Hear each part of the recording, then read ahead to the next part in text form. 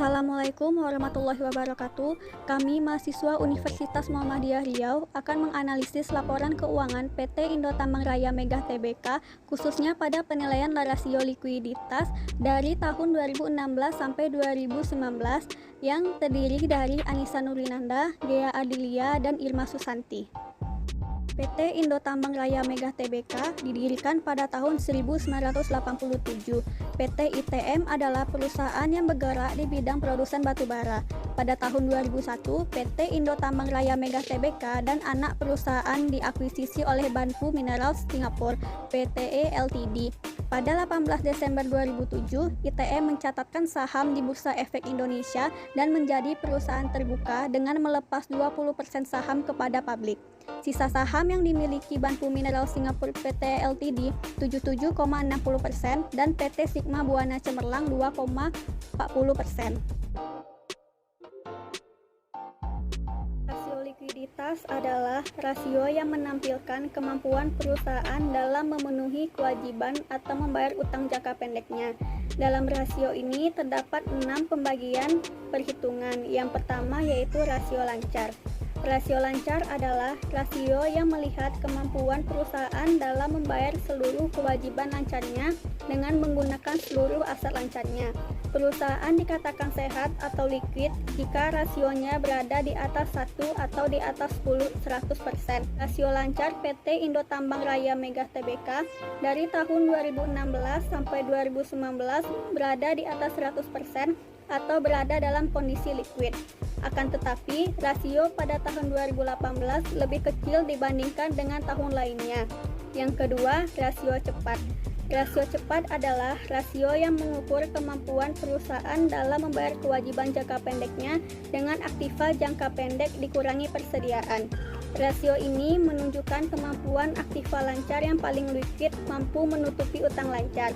Semakin besar rasio ini, maka semakin baik. Dapat diketahui, rasio cepat PT Indo Tambang Raya Megah Tbk dari tahun 2016 sampai 2019 berada di atas 100% atau berada dalam kondisi liquid. Akan tetapi, rasio di tahun 2019 lebih kecil dibandingkan tahun-tahun lainnya. Selanjutnya, rasio kas atas aktiva lancar. Suatu perusahaan akan dikatakan memiliki kas yang cukup untuk membayar kewajiban jika nilai rasionya adalah 1,0 atau 100%.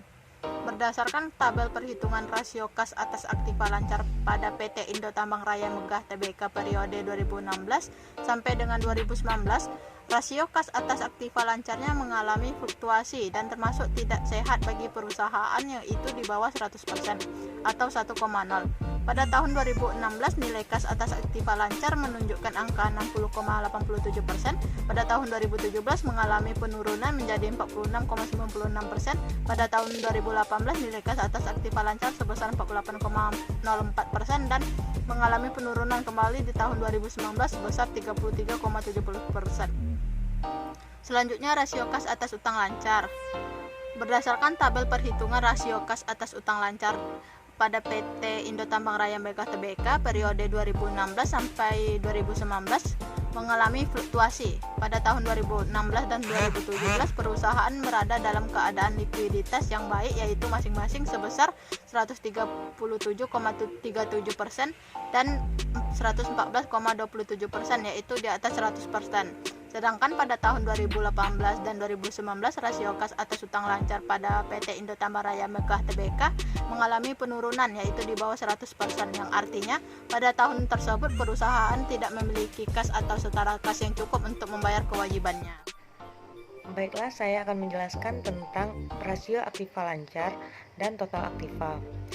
Dapat kita peroleh dari aktiva lancar dibagi dengan total aktiva. Dari tabel tahun 2016 hingga 2019, rasionya memiliki fluktuasi yang signifikan, di mana rasio tertinggi pada tahun 2017 sebesar 58,66%.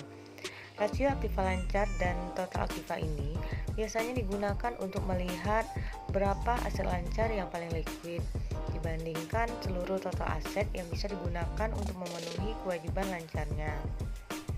Selanjutnya, rasio aktiva lancar dan utang jangka panjang.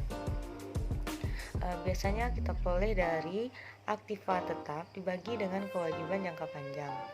Rasio total aktiva terhadap utang jangka panjang ini digunakan untuk melihat tingkat margin pengaman pada kreditor, karena patokan kreditor dalam memberikan pinjaman adalah dengan melihat seberapa besar aset-aset terhadap perusahaan mampu dijaminkan untuk menutupi kewajiban-kewajibannya.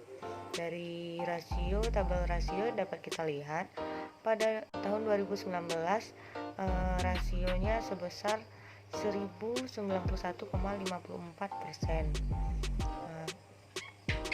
Kalau perusahaan tidak punya aset tetap yang tidak mencukupi untuk sebagai jaminan, tentunya kreditor akan ragu untuk memberikan tambahan modal bagi perusahaan. Sekian yang dapat kelompok kami. Mohon maaf. Assalamualaikum warahmatullahi wabarakatuh.